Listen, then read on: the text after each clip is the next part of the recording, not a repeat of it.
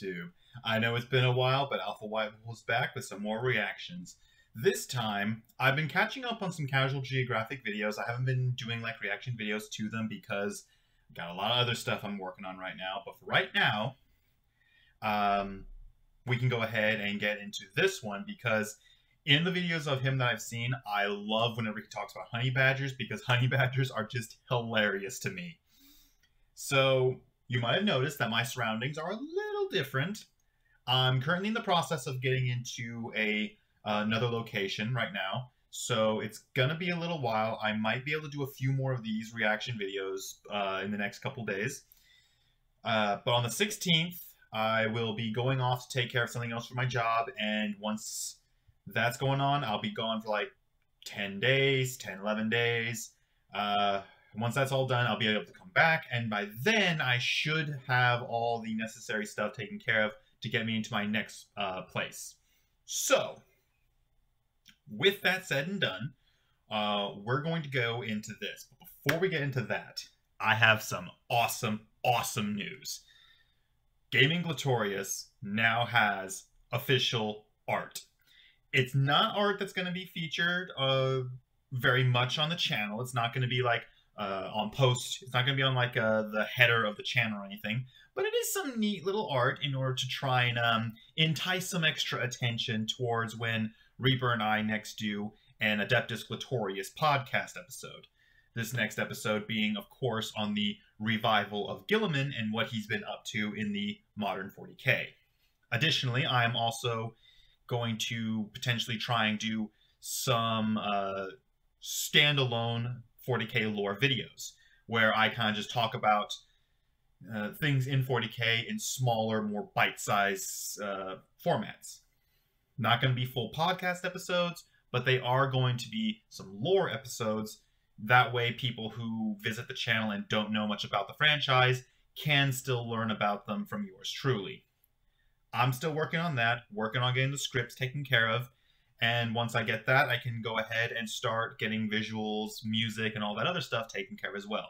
But if you do like the artwork, you can head over to Patreon and support us there. $1 a month gets you access to the uncensored version, if you would.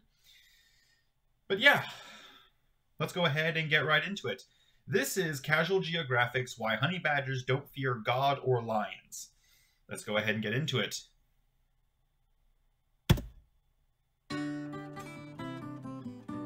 That's cute. Oh, that's not cute anymore. Honey badgers are the most disrespectful force in nature, and that's putting them over orcas. Because at least when an orca shot puts a seal, you can argue it's just testing a new hunting strategy. But I know that's terrible. Negativity in situations it's where they terrible, have but it's so gain. funny too. Why would a honey badger testing oryx 10 times its size get launched only to immediately do it again? Because honey badgers come into the world deciding they don't want peace, they want problems. They don't want compromise, they seek conflict. If orcas are homicidal sea Oreos, then honey badgers are double stuffed with audacity.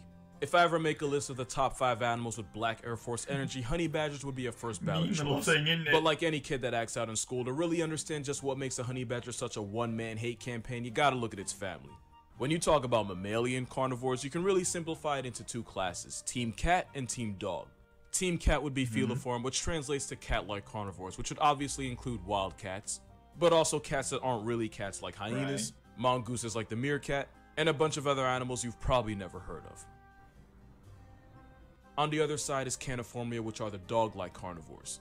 This includes dogs, wild, unhinged dogs, dogs on steroids, smaller but more street-smart dogs, and a special group of water dogs that decided they had enough of the nonsense and disrespect of the dirt world and were going to take their chances out in the ocean.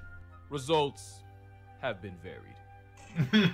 But you also have another family known as the Mustelidae squad, and they were kind of in a weird spot. They weren't the biggest, definitely weren't the fastest, not the smartest, and for the most part they're solitary, meaning they rarely have a numbers advantage. So their only real option was to overcompensate the way anyone that overmatched would, with violence and borderline crackhead courage. If mustelids like honey badgers ran in groups, they probably wouldn't need the personality of a power tool to survive. Because gang violence may be unethical, but in the wild it's a way of life. It's the reason African wild dogs are one of the most efficient groups at canceling life subscriptions. Because team play is high-key underrated. Ants are probably the best social insects in the game, and it's almost scary how well they work together. Led by a queen who can almost check in at the same weight class as a mouse, ant society is built on a hierarchy where everyone has a job. Female ants are workers who can have tasks such as cleaning the eggs and feeding the larvae. Queen ant's job is to supply the ant census with new bodies by constantly spawning eggs. Some kind of explanation how this connects to honey badgers? Male ants have one job, and it's to supply the queen with baby batter and then exit the census once they fulfill that purpose. They have no rights, no free will, they're basically walking ejac packets. And if you ever wanted to know just what ant society is like, the Ants Underground Kingdom is a simulation strategy game with millions of players already online. The build up for that was pretty good. Develop your own ant army. He's gotten really good at making the transition from content to ad super smooth. You can also unlock new buildings like toxic fungi, gorgeous pearl, special nests, and more. Now here's the fun part. The ant armada includes guardian ants, shooter ants, and carrier ants. Plus you can call on reinforcements in the form of scorpions and spiders. It's like Game of Thrones, but with ants. PvE wise, you can run fades with jumping spiders, giant mantises, and more. You can choose what alliances you want to join and then make friends with players from all around the world. And mercilessly backstab them at every turn because there's no church in the wild and hell is not a consequence. Make sure you download the Ants Underground Kingdom. And use the redemption code to cash in on a bunch of benefits the game is offering just in time for the holidays to make sure your army is the strongest one. But if you're a honey badger, the strongest army is always an army. Like I said, smooth transition. Mascots are Miralax because they don't ever give them. I like say it runs in a family. You can tell the honey badger took something from all of their cousins and made it theirs. We're gonna get to those cousins, don't worry. But first we gotta talk about what makes honey badgers such a middle finger to the natural order. First is the fact that they're not indestructible, but damn it, they're pretty close. Honey badger skin is tough and resilient, able to withstand bee stings, snake bites, and brutal maulings that would certainly be a game over for other animals. You could even come at a honey badger with a machete and it could still probably Eurostep any serious injury. There's even reports of these steroid skunks taking down African crested porcupines. The same ones that have about 30,000 good reasons why testing them could be really bad for your health. In really rare occasions, porcupines have crippled the top tier lions so badly that hunting humans was their only option.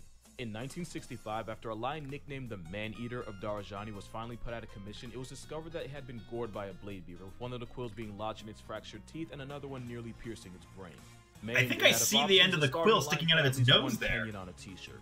That's the kind of carnage porcupines are capable of, yet honey badgers can often survive an encounter with one thanks to their tough skin. The same reason they can square up with snakes and then live to try again. Honey badgers are menaces that have been known to turn deadly serpents like the puff adder and even the black mamba into a purse. Common misconception though is that honey badgers are immune to snake venom. They're not immune, they're much more resistant than other animals, but enough penetrating bites can flatline even a honey badger. But usually if a honey badger is wounded by a venomous snake, it'll just pass out in an almost What was that reboot sound for, dude? Get up a few hours later and walk off like a Sunday morning hangover. Another fact is that not only is honey badger skin tough, it's incredibly loose, especially around the right. So they can turn around and attack when they're being bitten. This walking cigar can turn around while being attacked and deliver smoke directly to the face. Honey badgers are like that reference. And anything short of a round directly to the skull isn't guaranteed to kill them. This durability is why honey badgers are either brave enough or stupid enough to blatantly steal from top predators, and they usually target leopards. Unlike lions and hyenas, leopards are solitary assassins that hide their prizes high up in the branches where they can't get their pockets picked. The food may be safe from lions, but they're not safe from a malicious equality symbol with nothing to lose. Honey badgers will risk it all by attempting to steal from a leopard by climbing a tree once it steps away from its meal. If the honey badger gets caught in the act, it'll throw a loud temper tantrum, hissing and screaming as it backs away. A method I'm sure they got from their close cousin, the wolverine. The wolverine is a honey badger on PEDs, built for the freezing tundra of the north. And even though they're roughly in the same weight class as a medium-sized dog, tankier predators like bears and mountain lions will occasionally pay food taxes to this walking vibe check. But the thing with wolverines is, they have the strength and speed to catch bodies. Wolverines will stalk a potential victim for hours, even days, and there have been reports of wolverines posting up in trees just so they can wait for the right moment to pounce. But why waste the energy or calories doing that when you can just pickpocket a grizzly or clutch a 2v1 versus wolves? And just like the honey badger, wolverines will attack anything with a pulse. Difference is they have the tools to actually stop it. One wolverine put a polar bear in a headline after clamping his vice grip jaws around I think I remember him talking about this once. There have even been reports of a wolverine dropping a female moose by ripping at its shoulder blades until it eventually tapped out. In comparison, honey badgers have allegedly KO'd units like the Cape Buffalo and Waterbuck. Except the honey badger's methods are different. Wolverines are little man syndrome but with bear trap jaws. Even though they might not have superhuman healing powers, they do have rotated teeth. Wolverines are equipped with upper molars rotated 90 degrees inward, meaning they can easily eat a grizzly bear's leftovers even if it's half frozen. That dental plan is why a wolverine will eat every part of an animal right down to the bones. Honey badgers don't have nearly that kind of power, but these prison striped weasels do pack a nasty bite, and they've been seen tearing into tortoises. Wolverines have one more secret, and it's that they smell really, really foul. Not only will they use the power of liquid booty as a threat, they'll spray the scent over any food they find to make sure no one else touches it. Which is why the wolverine is also nicknamed the skunk bear. Honey badgers also weaponize their south side. When threatened or just annoyed, the honey badger will reverse its anus inside out and release a liquid so vile it can suffocate anything near it. In fact, the smell is so offensive it can temporarily paralyze attacking bees. It's not hard to see how the skunk bear and the felony ferret pull up to the same family reunion. But you can RSVP the otter to the same function. Otters are considered the most intelligent of all mustelids, and they're a part of the rare group of animals that are able to create and use tools. This one's using a vending machine. In fact, they're so smart that in the 60s, the CIA allegedly tried to weaponize them. I actually made a video on this and an otter report that was created on my TikTok, so definitely go check that out. They're also an anomaly in that they're one of the rare social mustelids, which should give you mixed feelings. I remember the hunt. I remember the river otter so video. They don't float away. Despite my lack of emotion, I find that adorable. But otters, especially river otters, will jump anything that enters their territory, from caiman to jaguars to idiots with iPhones. If you want your idea of otters to be completely slaughtered in 10 seconds, Google otter and attack and count how many articles you get. A pack of 20 nearly took a man off the Singapore census permanently. A group of rogue otters drowned a woman's beloved dog as she could only watch. Once upon a time, a monkey wandered into the otter hood of the Bronx Zoo, and the outnumbered monkey paid the toll for his transgressions with his soul. That's really only scratching the surface. I already have an entire video dedicated to the carnage society lets otters get away with, but one fact should really hammer the point home. Sea otters have a violent mating ritual that involves biting his partner's nose pad so hard that he can tear it off while occasionally holding her head underwater. That is not the disturbing part, because frustrated male otters that couldn't find a mate will resort to taking their lack of options out on baby seals. Something they'll continue to do for up to a week, even after the seal's soul has already evacuated. I mean that in the worst possible way. So in a weird twist, out of these three, otters might have the lowest morality, but to compensate they have the highest intelligence. Don't think honey badgers are just some crayon eaters. They're incredibly smart too. Like the kind of smart that would make them high-class criminals. Yeah, he mentioned this in some of his previous videos. Reach a box of food that was hanging from a branch of a tree. But what would have been a dead end for most animals was only a challenge for him. After a few seconds to carefully weigh his options, the honey badger proceeded to push his crate closer to the hanging box, to the point where he could stand on it to claim his prize. It might not seem like much, but being able to figure this out automatically puts honey badgers in the highest percentile when it comes to animal intelligence. But the best example would be this little guy named Stoffel. Stoffel was a well-known escape artist that would find some of the most definitely in one of his previous videos. In one of his many escapes, Stoffel noticed a broom that had been left near him, dragged it over to one of the corners of his enclosure, leaned it against the wall, and then used it to emancipate himself. They tested his skills with a gate, and Stoffel the Black Air Force managed to undo the latches of the lock. They then put him in a cell surrounded by cement walls. Take a wild guess what this little weasel did. Stoffel dug up a bunch of rocks, and when he had enough, he piled them in a corner and Andy Dufresne'd himself. One night, his caretaker awoke to a burglar in his home at 1 a.m. You know where I'm going with this. Stoffel escaped again, only this time he broke into the farmer's house and even tried to get into his bedroom. And you want to know the most disrespectful part of it all? Stoffel was hand-raised by humans at a young age and imprinted on them. Meaning Stoffel had no intention of actually escaping. Nah, he was just doing it for the sport and for all the memes. And we know that because Stoffel would allow himself to be caught and returned back to his enclosure just so he could figure out another way to make his caretakers earn their pay. Breaking into the farmer's house past midnight was just grade A trolling. And of course, it would be criminal to not mention that time Stoffel escaped his enclosure and entered the lion's den where he was nearly brutally mauled to death. After he recovered, the first thing Stoffel did fresh out was try to find a way back to the lions to settle the score. Stoffel would also regularly break into the lodge kitchen where he would harass staff and help himself to any food he could find. They eventually gave him a lady badger thinking that would help him calm down. What they really did was introduce the Bonnie to his Clyde as they would now try to escape together. For their size, honey badgers have relatively large brains and they make it everyone's problem. But there's one more. Okay, I have to pause it at this point because I just recently watched a video. And it was what made me decide to do the reaction to this, because I've seen this notification in my notifications in the last couple weeks. I finally took a look at it, noticed it. It says it came out in late December, actually, so much longer than I thought.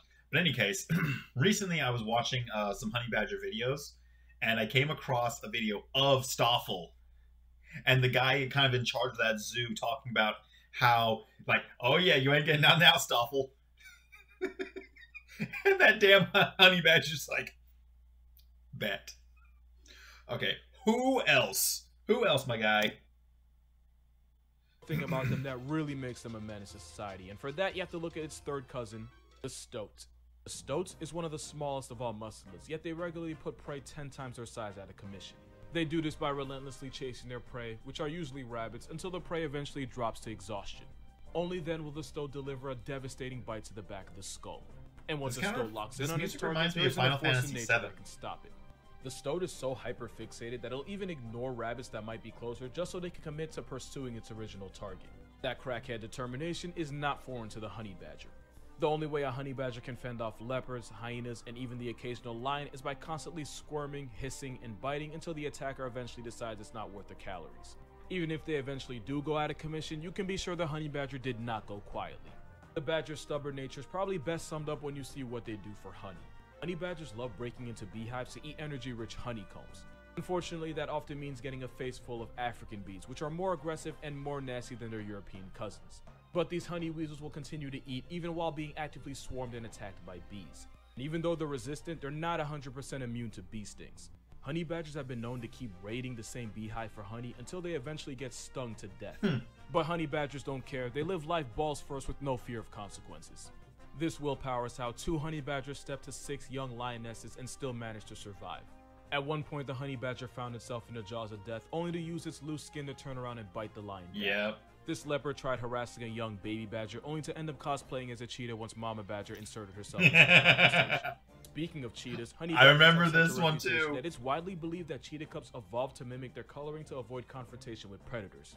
A whole predatory cat, and evolution forced them to impersonate an African bush weasel just to get more respect. Hell for cheetahs, but another notch on a honey badger's chastity belt.